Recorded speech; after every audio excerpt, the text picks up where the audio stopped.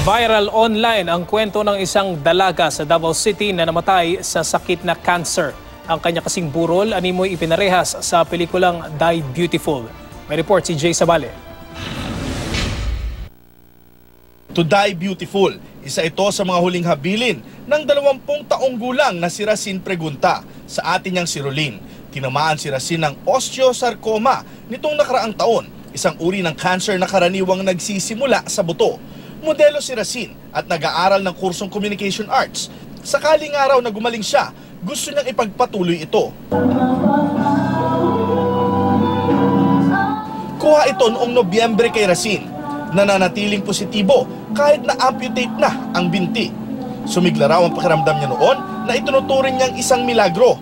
Pero nitong Marso, lumala ang kanyang kalagayan hanggang sa naghabilin siya sa kanyang ate. Napanood raw kasi ni Racine ang pelikulang Die Beautiful. Na-inspire daw siya sa sinapit ng bidang karakter na si Trisha na ginampanan ni Paolo Ballesteros. Pumanaw si Racine noong April 17. I started to hug her. Doon na ako na parang naiyak. Kasi meron pa siyang pinabao na 3 hinga. Ano yung 3 hinga? Ganun to. Wala na.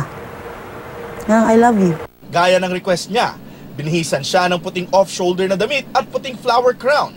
Gusto rin daw sana niya ng bulaklak na violet, blue at mint green na mga paborito niyang kulay. Pero hindi nakabili ang pamilya ni Racine. Kaya nagulat daw sila na sa burol may nagpadala ng bulaklak na ganoon ang kulay at may mensaheng "You are beautiful."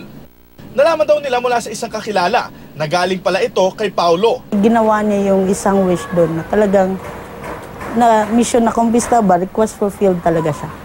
Para sa pamilya Pregunta, isang fighter si Racine at sana raw ay maging inspirasyon siya sa lahat, lalo na sa cancer patients. Sana raw maalala siya ng lahat hindi lang sa kanyang ganda, kundi maging sa kanyang pagiging matatag.